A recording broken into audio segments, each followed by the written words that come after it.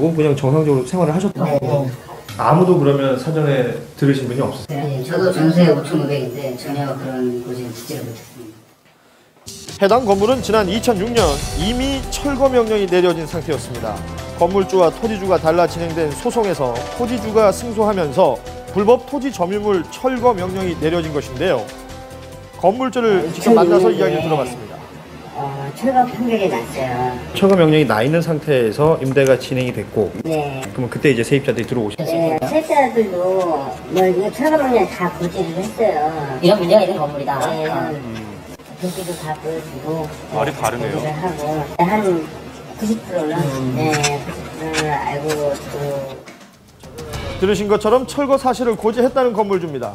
하지만 등본 어디에도 철거 예정 고지는 없었습니다. 일반적인 등기부 등본과 다른 거는 여기 있어요. 건축법상 사용 승인 받지 않은 건물이다. 이제 무허가 건물이다라는 얘기인데 하단에 표시가 되어 있긴 하지만 일반 세입자들이 알아보기란 쉽지 않아 보입니다. 무허가 건물, 철거 건물이라고 하면 폐가, 비닐하우스, 우리가 생각하는 그런 무허가 건물들을 생각하잖아요. 이런 집이 무허가 건물일 거라고는 생각하지 않고 그리고 실제로 가족들 막 살고 있고 사무실로 쓰고 있고 이런 집인데 실제 해당 건물에는 갓난아이부터 노인까지 다양한 연령층의 사람들이 있었습니다. 무허가 건물이라고는 상상할 수 없는 분위기였는데요. 전입신고하러 구청을 갔는데 뭐 아무 이상 없이 뭐 굳이 뭐 다른 뭐 아무런 언급 없이 전입신고도 받아주고 그러니까 우리는 뭐 별 문제가 없구나. 그냥 저렴하니까 또 이 문제를 받아야 될 것 같은데요. 잘 구했다 이런 생각으로 들어왔죠. 이런 일이 있을 거라고는 상상도 못.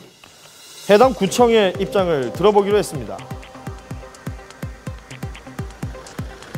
저희는 실제로 30일 이상 거주를 하신다면 전입신고를 받고 있는 상황이고요. 전입 시에 이 부분이 이제 강제 철거 예정이다라는 사실도 이미 고지를 한 상황이고요. 전입신고가 된다는 것이 이 건물이 안전하다는 걸 의미하는 것은 아닙니다.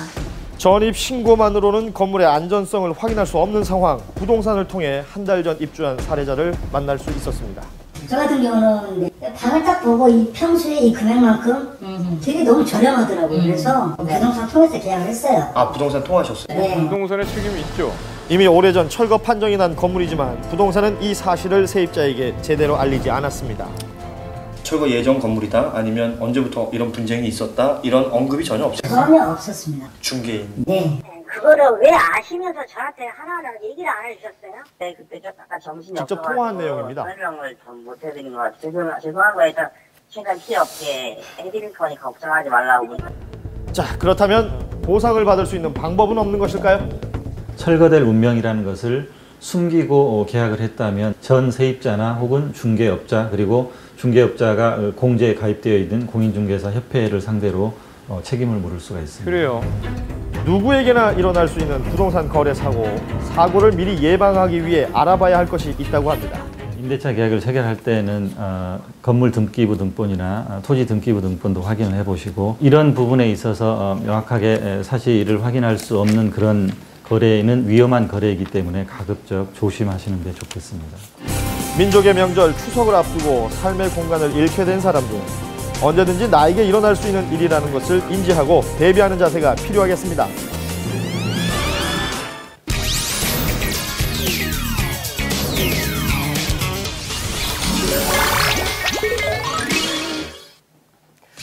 자, 여자들은 모두 마찬가지인 것 같은데요. 유경미 아나운서도 이 예쁜 집에 대한 로망 있으시죠? 그럼요. 누구나 이 동화 속에 나오는 그런 집 꿈꾸잖아요. 하지만 그게 상상에서만 그쳐야 된다는 점이 안타까운 거죠. 그렇게 생각을 하시겠지만 네. 놀라지 마십시오. 우리나라뿐만 아니라 전 세계 각국에 여러분이 상상하시는 그런 집이 존재합니다. 그래요? 예. 저는 특히 저 푸른 초원 위에 그림 같은 집을 짓는 것이 꿈인데요. 쉽겠죠? 그것도 나오나요? 물론입니다. 네. 그 정도는 사실 로망 축에도 끼지 못하는데요. 자, 먼저 땅이 없어도 공중에 집을 짓고 살 수 있는 폴란드의 캡슐 집부터 소개합니다. 네. 자, 집 구경하러 가시죠. 자, 기하학적 형태의 집부터 아예 거꾸로 된 집. 여기에 아이들을 위한 귀여운 딸기 모양 집과 돌로 만든 고인돌집. 그리고 1인용 집까지 세계에서 하나뿐인 이색 집을 찾아가 봅니다. 건물과 건물 사이에 공중에 떠 있는 수상한 캡슐 모양의 이것 뭔 줄 아세요?